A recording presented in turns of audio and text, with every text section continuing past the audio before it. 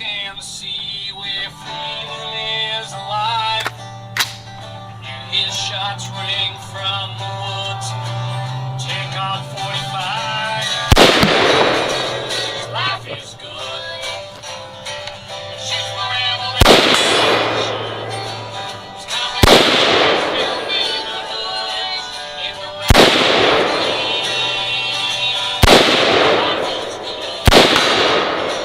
He's always shooting down it. He probably wouldn't live. His life is good. He wouldn't be here even if he could. His life is good.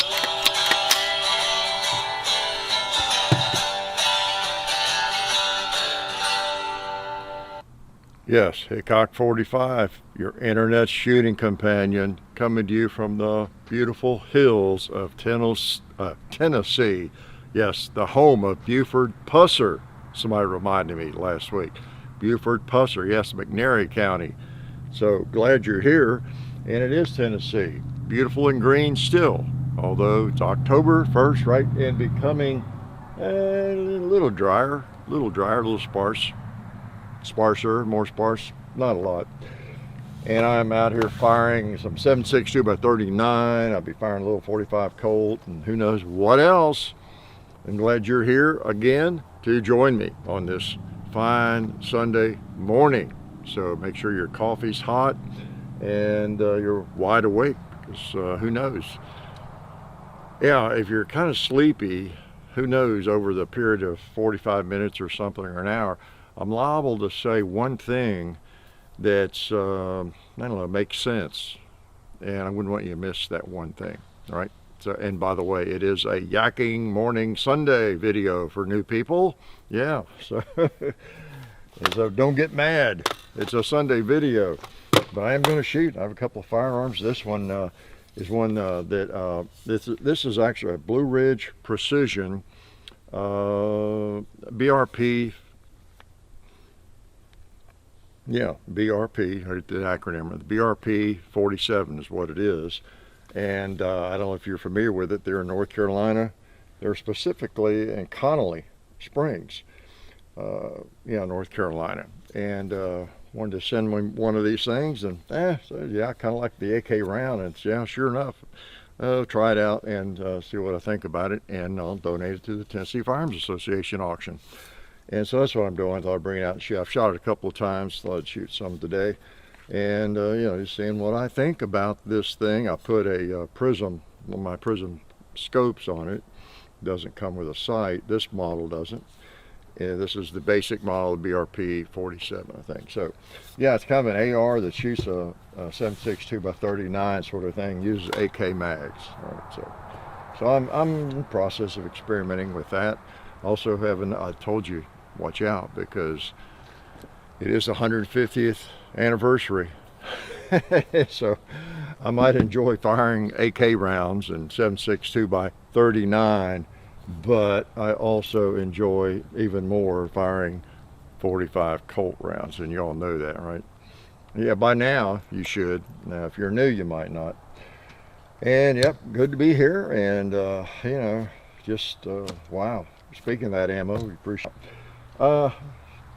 And speaking of that, I met a lot of you last week at Greenville. Yeah, Greenville, Kentucky, at Uncle Lee's. Right, it was great to see all of you. Appreciate it coming out there.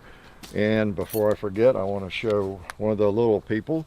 There were a lot of little people came who actually watch the videos. Some pretty youngsters, pretty funny, along with their family and everything. But this is, Owen brought me a picture he had drawn, okay? Owen was, I think, 10, he said. And he drew this for me. I think he said it was a 44 Magnum. And he knows I like revolvers. So, you know, there's Owen's artwork. Met his mom and his brother. Was his dad there? I don't know. I don't remember now. I met so many people. But Owen and his brother run the front row, so I started picking on them early and giving Owen a hard time. So I can't make fun of his artwork, because that's a lot better than I can do, right? probably a lot better than many of you can do. So pretty cool. Appreciate Owen coming to see me and others. Gosh, there was a family. And I get that on maybe Facebook. I'm bad about getting pictures from those events. I never get pictures. I had a couple, and I got just family of what was it, like 4 or 5 kids, you know, and just some great experiences, you know. So anyway, I had fun at Uncle Lee's. Met a lot of you, and appreciate you coming out. Had a lot of chats with many of you, and here I am back. So. What do you want me to talk about? I'm not going to talk about anything, maybe. Well, yeah, one thing I was going to say too about that, I'm reminded over and over at meet and greets or as I'm out and around running into you all, you know, again, how fortunate John and I are to be involved in making videos that target, that target an audience of sane people for the most part. And there's always wackos online and out in the world. They're interested in anything. You know, you've always got a fringe, but just gosh, you know, just good people. You're just good people. You know, people you enjoy talking with, and you have a lot in common with, and just salt of the earth people.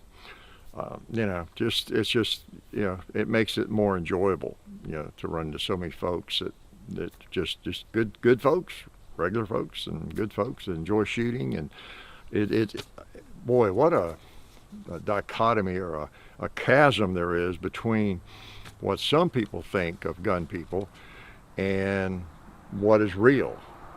Well, you all know, obviously, you have friends who are into firearms, you know a lot of people into firearms probably, and you go hunting and whatever and shooting, and at various ranges, and the folks you meet, your friends, your relatives that are into the hobby as well, are just regular people, good folks, you know. It's probably really, really rare that you run into somebody that's kind of scary or somebody you're afraid of. But yet, you know, anti-gunners, for example, whoever they are and wherever they live, in whatever world, strange world they live in, for the most part, you know, many of them, I'm pretty sure many of them, they're in their bubble, and they don't meet all the people that you and I meet and have experiences anything like what you and I have. You know, it's just like 2 different planets, and they have this vision of our planet as being a really weird planet. You know, it's not. We're on the normal planet, more or less, right? We're the normal people. I think there's even a constitution to protect our interests and you know, the things that we value and all that kind of. Anyway, I'm just reminded, you know, over and over about that. So anyway, so this is a 7.62 by 39. So far, it feels well made, you know, and solid. The little wobbly on the stock, I asked him about that. I haven't banked, but I don't know. It's just, but not on the tube. Everything is precision. Just this seems like it's a little bit oversized on the actual stock slips on there. But yeah, it feels. They're called Blue Ridge Precision, and you do get the feeling it is a precision. First time I pulled the bolt back, I thought, wow. That does feel like precision, and not any issues with it. It's got kind of a heavy barrel, and it's AR style, you know, on the controls and everything. What, an A2 grip, I guess, and everything. Some of the, I'm not sure how this one's different. We have looked at, reviewed, quote unquote, 2 or 3 firearms over the years that were kind of a hybrid, you know, AR-15. AK, or you know, whatever, chambered in the 7.62 by 39, but they're basically an AR. I can't even remember the names of all of them. We've done a couple of 3, and I can recall at least 1 or 2 of them were kind of weird, you know. And typically, it's nothing I'm that interested in. Give me an AR-15 or give me an AK. I like the classic AK, and of course, I like the classic AR. They're so ergonomic and everything. But I tell you though, early on, or I don't know, years ago, 10 years ago, whenever, I was on a little bit of a pursuit because I like that cartridge so much, that little intermediate 30 caliber cartridge, 7.62 by 39, a lot. And if long thought it'd be cool to have an AR chambered in that. But I don't know, seems like there's probably some out there now I would like better. Well, maybe this one. But I don't know, it just seemed like there's always something kind of quirky about them. You know, and then they wouldn't take the mags I wanted to use, or kind of weird with a more curved mag, or I don't know, just something odd about them. And but there may be more of them out there now that would suit me. And I sort of gave up on that quest. I just decided, yeah, AKs are AKs, and they are fine, and it's a hobby, and you know, I think I'll just stick with my 7.62 by 39 in an AK where it belongs. I think is kind of what I thought, but I don't know. This one is pretty cool. It doesn't seem to. The Circle 10 mags are tight. I brought out one of my metal mags today that I use in my Chinese AKs, and they fit in fine. And the P mag, it comes with a P mag, that fits just fine. My Circle 10s are which are some of the very best AK mags out there, as you all know. Many of you know. It's a little tight. I can get them to work, but man, they're tight to get in there. At least a couple I tried so far. But I don't know. This thing is pretty neat. You kind of feel like you have an AR more so. Like it made the full rail, and you know, there's not a lot of busy work on it. The side charger's pretty cool. A buddy of mine came down and shot the other day, and he really liked the feel of it, because he's left-handed. He's wrong-handed. He's wrong-brained too, but he's wrong-handed. And you know, so for a lefty, you know, it was great. It'd be like having the charging handle on the left side for me, except that he was getting brass in his face if he wasn't careful. So that's always in there. So can I shoot it? Let me try this metal mag. I haven't tried that yet.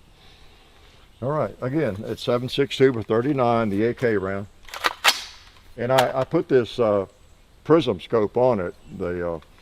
It's a primary arms, and I think I've got it sighted in pretty well.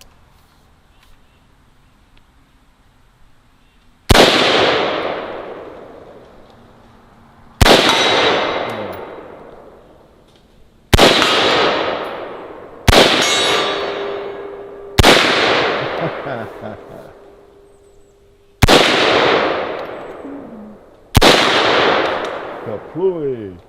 How about this 2-liter right here? Nice. Yeah, it works. Not had any malfunctions. And the owner said it was well, I told him I would be interested in looking at maybe. It looked interesting, and if he was interested in donating it to a worthy cause.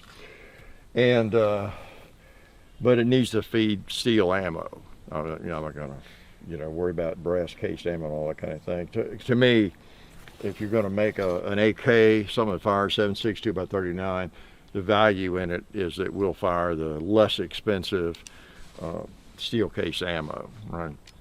Which he says is designed for that, and so that's good. Seems to do fine.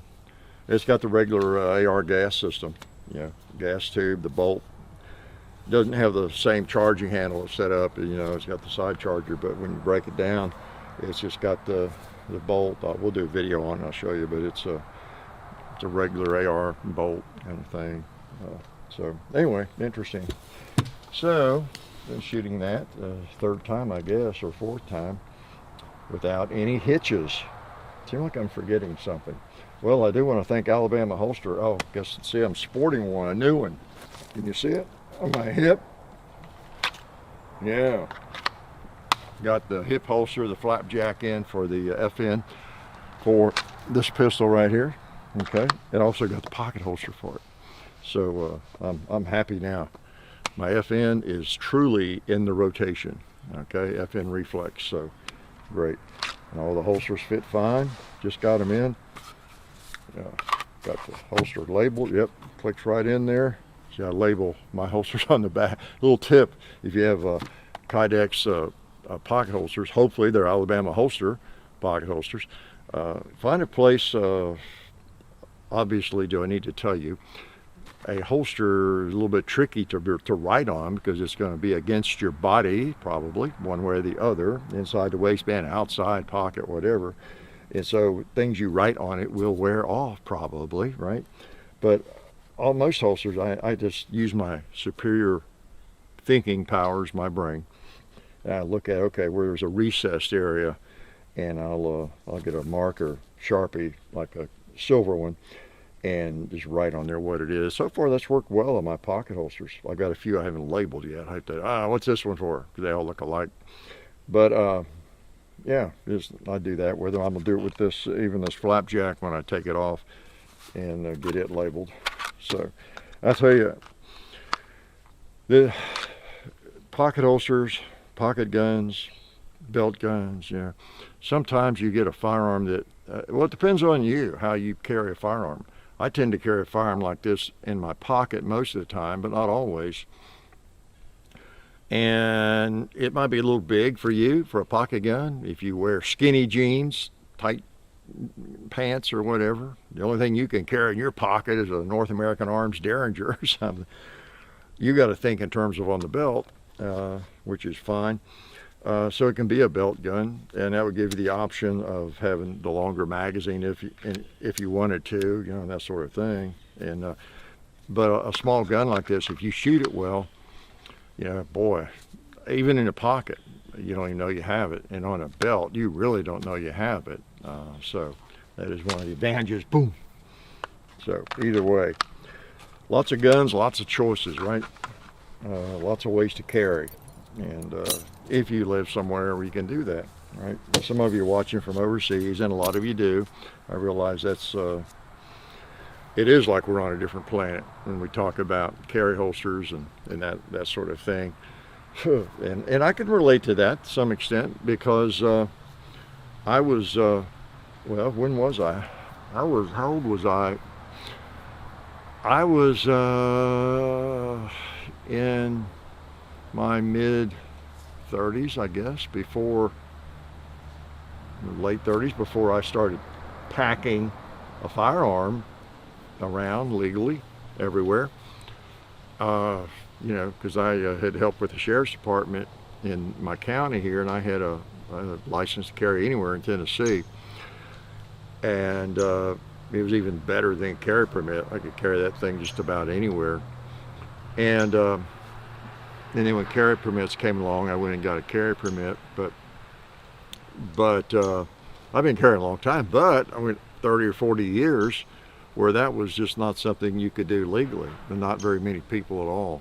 So I can also relate to you if you live in wherever it might be, the country where most of them, where that's just not a possibility. So I understand how odd that might sound to you, but in this country, it's commonplace now, and I don't think anything about it. So, and you know, Florida paved the way in a lot of ways because it was well known down there when they started their carry permits and things that, you know, of course, as usual, everybody, it'll be Dodge City and shootings on the street, and you know, someone cuts you off in traffic, there'll be big shootouts at every intersection and all that kind of thing. And of course there weren't. It went very smoothly. And then as other states adopted it, you hear all the same stories from the loony left, and the fears and the trembling, and everybody clutching their pearls over, you know, but then the laws would get passed and crime would go down. There would be none of that. You know, I mean, there's always an exception. But, and then, this went on for years. It got laughable. It became funny, really, because you'd see in the news how, I don't know what, pick a state, you know, well, Missouri or whoever is considering a carry law, you know, and there'd be articles about the same exact thing.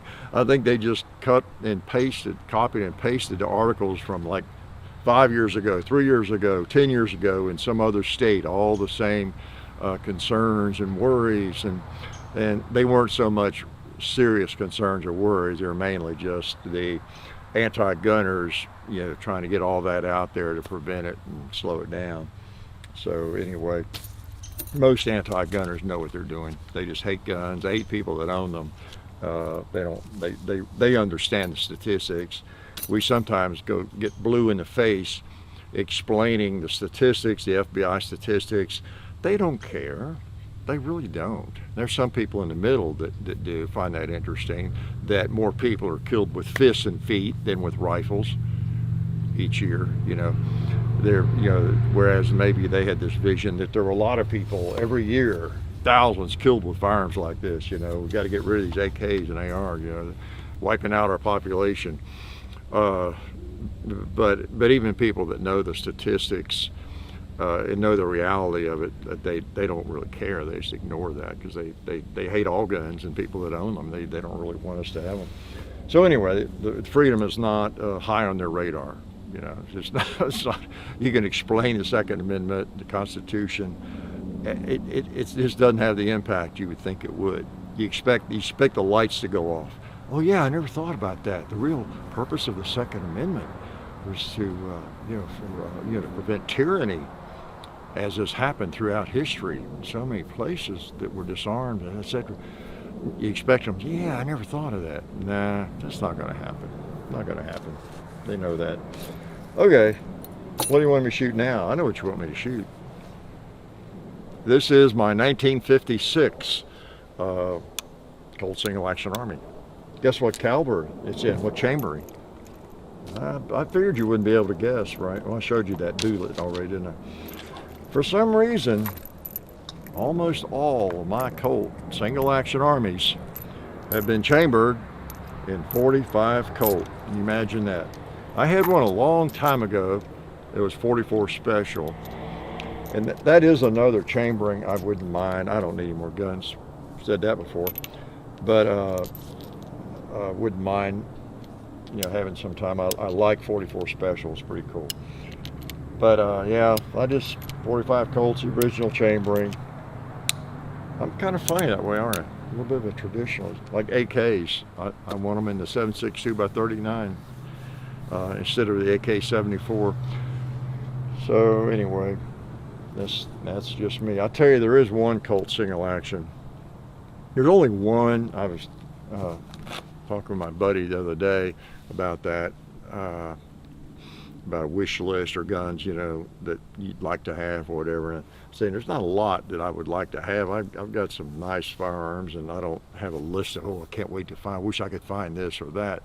There is one that's been on my radar a long time, but they're always just too expensive, more than I want to pay for it. And that is one of the Colts I don't have is the Sheriff's model. I've got one. John bought me the Uberti or Cimarron that's the whatever 3-inch barrel, that kind of thing. But a Colt Single Action Army Sheriff's model in any of the 3 generations. I see those occasionally, and I'm drawn to them.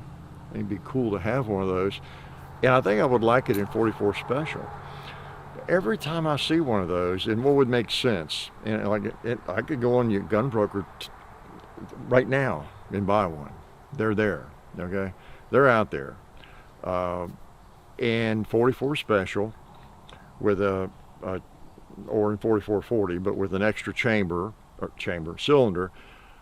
in 44 Special. So you get a Colt single action short barrel Sheriff's model 44 Special or 4440, whichever you want to shoot, whichever you have ammo for, and they're cool. Most of them are 3rd generation guns, I think.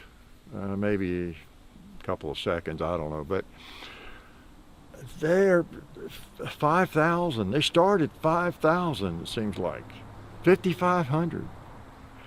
I'm not sure why they're so expensive, other than just their. I know all of them are high now, but those things have always been really expensive for some reason. They're not like some historical piece, 3rd generation gun. They go for 5,000 or 6,000 or something. And I understand that an extra cylinder and all that adds to the cost, but it's not just that. Even the ones without the extra cylinder go, for similar money. So if it weren't for that, I'd have one of those. It's not like you can get one of those for the price of just a new Colt like this, 3rd generation, which they run I don't know, 1,800 or something, what they are now, if you can find them. They're like double that. They start at double that for some reason. And I understand marketing and economics. They don't make as many of those, and maybe they're making none of them now. They just did a couple of runs of them, maybe. I don't know, in when, 1996 or 2005 or something. So the ones you see are from those maybe limited runs they did, or maybe they're all like Lipsy's runs or something. I don't know, but I don't know why they're so high. I mean, mechanically, there's no reason for them to be that expensive if they were still making them, in the main line, like occasionally just running some of those. They should be the same price as any, third generation, I would think. Although it's a different frame on the true Sheriff's models. Let me shoot these, then I'll explain that, okay? Let's put one on the target. Boom, bullseye. Still an accurate revolver. Yeah, man. Gotta shoot the cowboy. Oh, 2 liter. Is it empty? Yeah. So now I can show you what I was talking about. I'll get that brass out.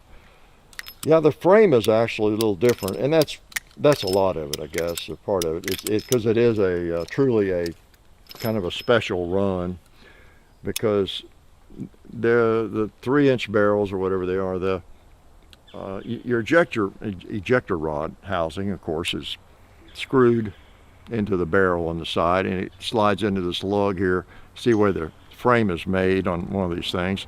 See better here. The frame actually has a, this lug here on the side it's hollow, and this comes into, to accept the ejector rod housing, right? Well, on a true Sheriff's model, as I understand, like was made, I think, back in when the first gen guns or whenever they made those originally, then there's no need for that if there's no ejector rod housing, right? There's no ejector rod on it. So those don't have that, so it's actually a different frame. So I guess I'm giving you all the reasons why they are more expensive, aren't they? I just don't like it. That's what it is. I understand it. I just don't like it. Okay. Cool gun. But I think 44 Special will be perfect in one of those, because you've got a pretty small firearm. 44 Special, be a little less recoil, but still a good cartridge, would be perfect. Well, 38 would be too, but I don't know if I've seen any in that. I'd rather 44 Special be my first choice. All right, what'd I do? I just loaded it again, didn't I? I guess I better shoot it. Oh, should I try to reach out with it?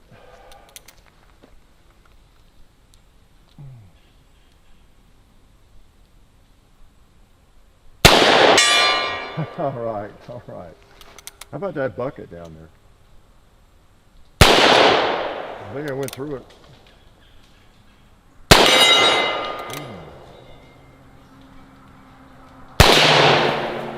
All right, 2 liter and a 55-gallon drum. I like the sound of that. Let's hit it again. Click. Oh, nothing like a 45 Colt. Long-barreled ones, 7.5 inch, are nice too. Again, boys and girls who are new to the world of firearms and my Yakking Sunday videos, this is the first configuration of the 45 Colt single action army in 1873. It came out for the military, and yeah, that's why it's called, are you ready for this news flash? The single action, and it was for the Army initially, okay? Authored by the Army, single action Army. It might not seem like an assault pistol, right? A military assault pistol, but it was. That's all pretty relative, huh?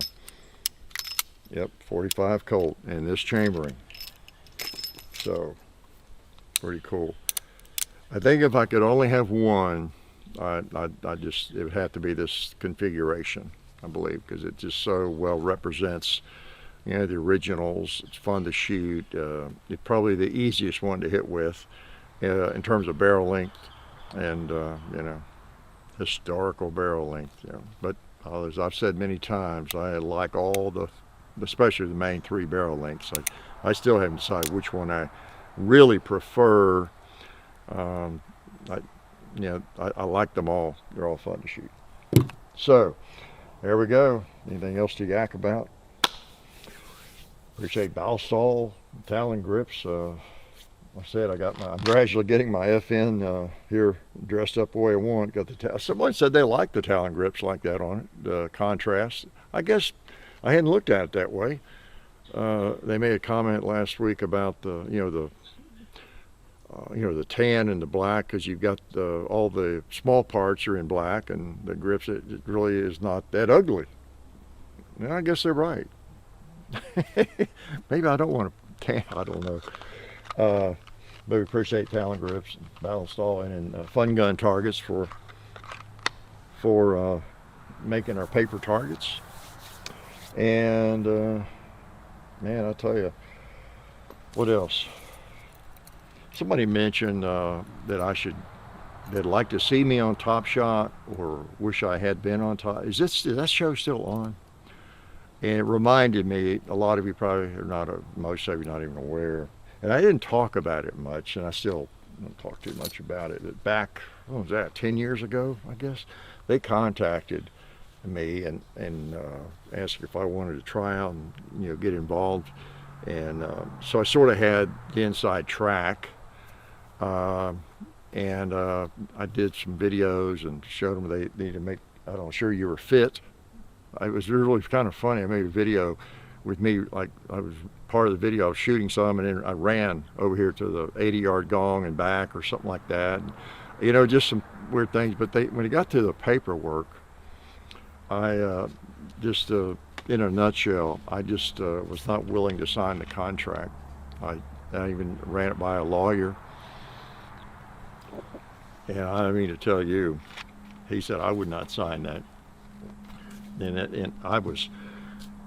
I didn't like the way it was written badly either. I mean, enough that before I could sign this, I was going to have to get the approval of an attorney because I don't know about that. This would jeopardize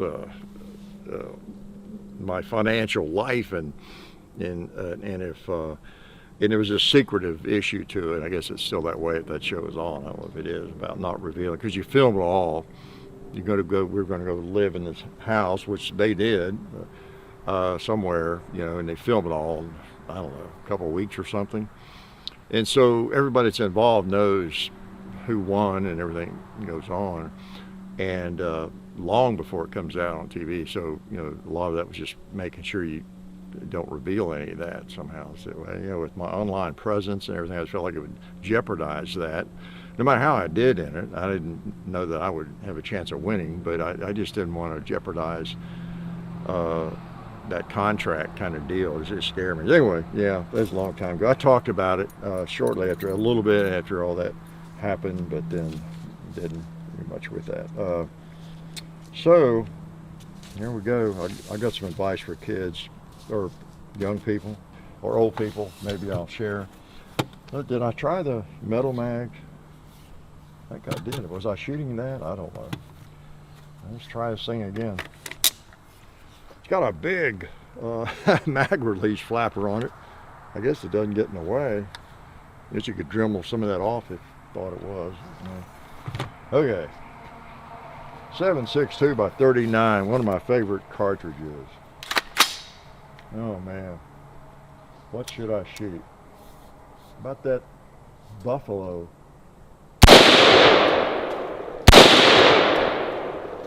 Okay, I think I have to hold a little bit higher than I meant to.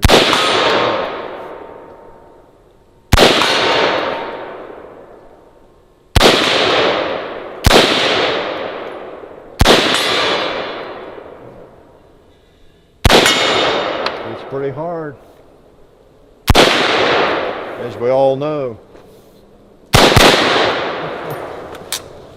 Let's shoot that last round out. Yeah. I think, let's see, do I have an empty mag? Yeah.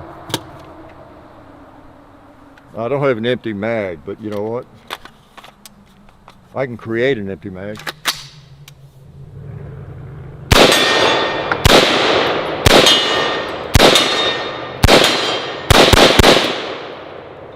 Yeah, that's what I was trying to verify. Like an AK, like a true AK, it doesn't hold the bolt back, right?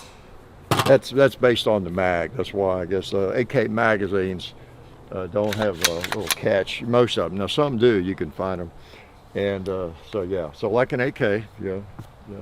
The way you determine whether it's empty or not is click. So that makes it even more like an AK.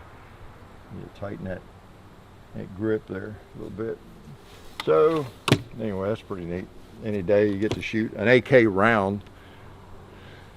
I guess you could argue, since the SKS came out first, it's an SKS round, right? But the AK made it more famous. All right. Oh boy, it's a nice day. I mean, it is. It's a little warm, but not much. There's something about it. If you live in eastern part of the United States, you know what I'm talking about. If you live anywhere, maybe you know what I'm talking about.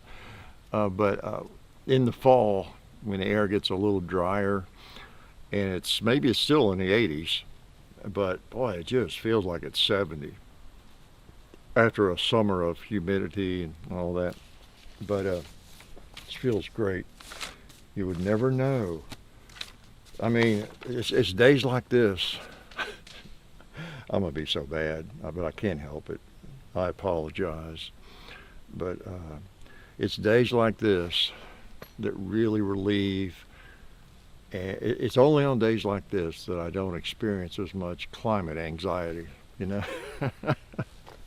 I'm sorry, but I just laugh when I hear some of those phrases. You know, that which reminds me with young people, let me advise you to be careful as you grow older, as you become 20 or 18 or 25, and you haven't latched on to anything yet in life. I mean, you're doing your business, your schoolwork, and you got a job maybe now and whatever, but you're just not sure where you fit in, okay? Please don't be tempted to just latch onto something to fit in, okay? Because so many people these days, they make a religion out of some cause. They've got to have a cause to feel like they're worthy of a life, you know. And it's just wild. It's just wild. So whether it's a racism obsession or climate obsession, whatever it might be, and there's so many, we could list them, couldn't we? And maybe there's some validity with some of them here and there, okay? But by and large, a lot of it is just crazy obsessions to fulfill somebody's personal, the hole they have in themselves. They got to fill themselves up with something, some purpose in life, and and we all do need a purpose in life, but how about a real purpose in life, not one that's kind of manufactured or that's just going to be something that would allow a lot of virtue signaling, that kind of thing. You know, develop a career, be smart about your career, study, and just read a lot, become more knowledgeable about whatever it is you're interested in, and don't fall for a lot of the emotional drives. Yeah, gun control, there's another one. That could be your religion, right? So anyway, lots of them out there you could latch on to that would make you feel better about your life, and you'd probably develop some friends, some like-minded friends, in that area. I guarantee you, even if they are just lame, shallow-minded wokesters or whatever they might be. Yeah, they'd be your friends. They would love you if you fall into that camp. So anyway, just my advice: be yourself. Be an individual. I know that's frowned upon in today's world, being an individual, right? So anyway, that's my advice, which most people won't give much credence to, I guess. And then my other most important advice is buy yourself, whenever you can, is some kind of 45 Colt firearm, okay? Whether it's a clone, it's a Uberti, it's a Cimarron, it's a Colt, or whatever, there ought to be a 45 Colt firearm in your life, okay?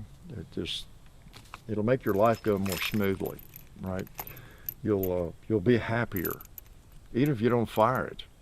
Just owning a firearm like the one that Wyatt Earp had, or Billy the Kid, or Wes Harden, or whoever you want to name, you'll just feel better about yourself. Your life will be complete.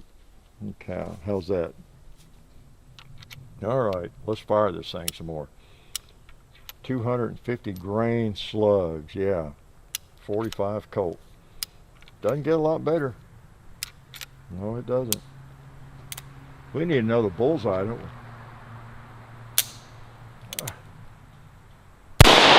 We got one. We cut the same hole. Man, what an accurate firearm.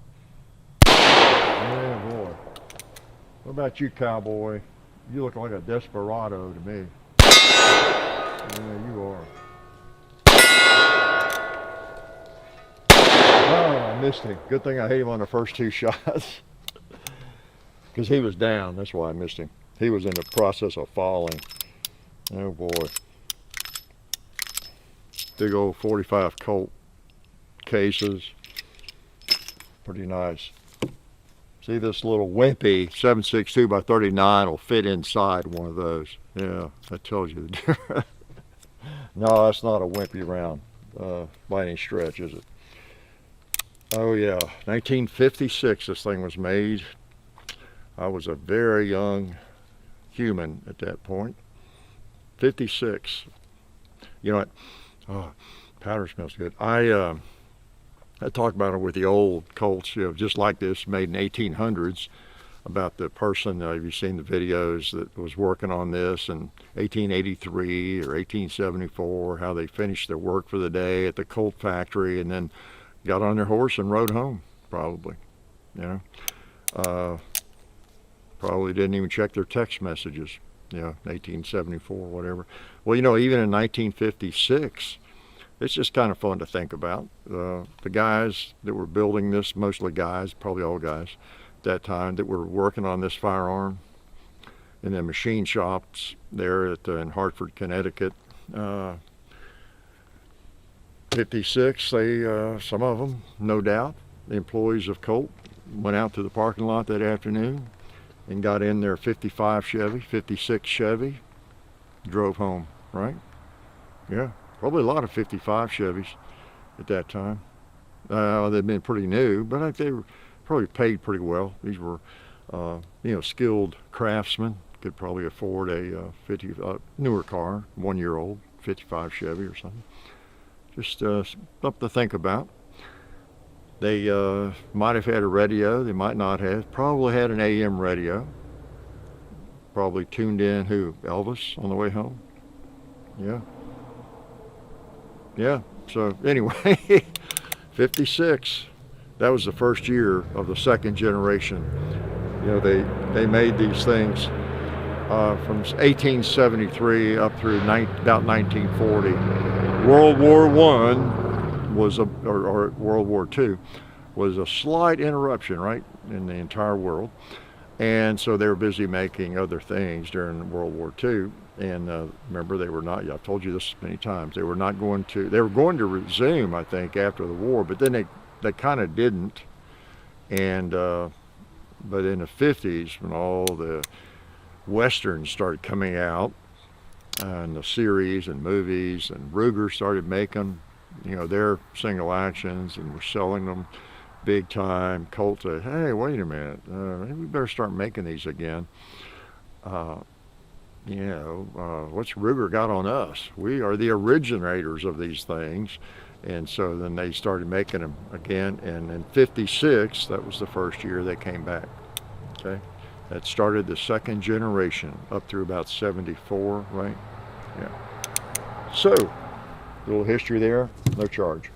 Okay, anything else you're dying to know about? Probably not. Nothing I need to tell you about. So, I'm glad you came out and on this fine Sunday morning. It's good to hear from you all.